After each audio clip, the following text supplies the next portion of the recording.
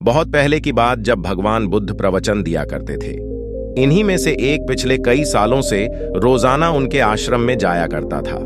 उनके प्रवचन सुना करता था, ध्यान लगाया करता और वापस चला जाता। यह सिलसिला ऐसा ही चलता रहा, मगर एक दिन यह अनुयायी आश्रम नहीं आया और उसके बाद उसने आश्रम में जाना ही छोड़ दिया। बाकी कई लोगों की तरह बुद्ध ने भी यह महसूस किया कि उसका नियमित आने वाला अनुयायी किसी वजह से अब आना बंद हो गया है।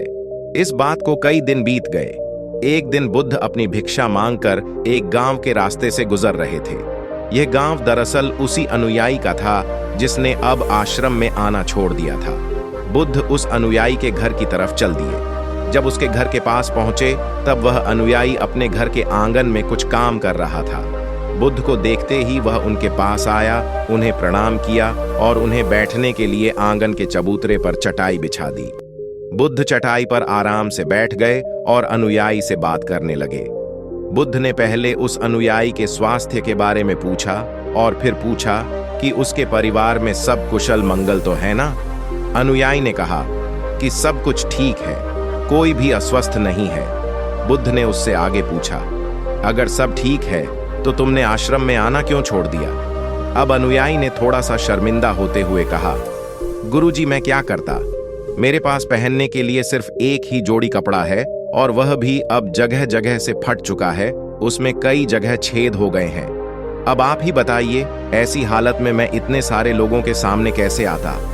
बुद्ध ने उसकी तरफ ध्यान से देखा और पाया कि उसकी बातों में पूरी सच्चाई थी और उसके कपड़ों की हालत खस्ता थी। बुद्ध ने मुस्कुराते हुए उस अनुयायी के कंधे पर हाथ रखा और सब ठीक हो जाएगा बोलकर उसे दिलासा दिया और वहां से चले गए। एक बार बुद्ध जब प्रवचन दे रहे थे तो प्रवचन खत्म होने के बाद बुद्ध ने अपने एक धनवान अनुयायी को रुकने के लिए कहा। बुद्ध ने उससे कहा कि वह उनके गरीब अनुयायी को 2 जोड़ी कपड़े भिजवा दें। श्रीमंत अनुयायी ने उनसे वचन दिया कि वह अगले दिन जैसा उन्होंने कहा है वैसा ही करेगा। अगले दिन अपने वचन के मुताबिक श्रीमंत अनुयायी ने अपने नौकर के हाथों न सिर्फ उस गरीब अनुयायी के लिए बल्कि उसके पूरे परिवार के लिए 2 जोड़ी कपड़े भिजवा दिए। नए कपड़े पाकर गरीब अनुयायी और उसका पूरा परिवार बहुत खुश हो गया। अगले दिन से बुद्ध ने देखा कि वह अनुयायी फिर से आश्रम में आने लगा है। बुद्ध ने उससे पूछा कि अब तुम्हें कोई परेशानी तो नहीं है? अगर है तो बताओ। अनुयायी ने कहा, अब मुझे कोई तकलीफ नहीं है, बस कपड़ों की थी जो आपने हल कर दी। अब मैं बहुत खुश हूँ। बुद्ध के अनुयायी से पूछा, अच्छा बताओ, तुमने अपने पुराने कपड़ों का क्या किया? अनुयायी ने कहा, हमारे ओढ़ने के कपड़े ओढ़ने लायक नहीं बचे थे, इसलिए मैंने अपने पुराने कपड़ों को उनकी जगह इस्तेमाल करना शुरू कर दिया। बुद्ध ने पूछा, फिर तुमने अपने ओढ़ने वाले कपड़े का क्या किया? मैंने उन्हें पर्दों की जगह इस्तेमाल करना शुरू कर दिया। अनुयायी ने कहा, उन पुराने पर्दों का क्या हुआ? बुद्ध फिर से पूछा, मैं उनके 4 टुकड़े करके चूल्हे से गर्म बर्तन उतारने के लिए इस्तेमाल करता हूं। अनुयायी बोला, पहले गर्म बर्तन पकड़ने के लिए इस्तेमाल करते थे, उन कपड़ों का क्या किया? बुद्ध ने फिर से पूछा, मैं अब उन्हें घर में पोछा लगाने के लिए इस्तेमाल करता हूं। अनुयायी ने जवाब दिया, पुराने पोछे का क्या किया वह भी बता दो। बुद्ध ने अगला सवाल पूछा, वह कपड़ा कुछ भी करने लायक बचा नहीं, इसलिए मैंने उसके तार अलग कर दिए और उनसे दिया की बाती बना ली।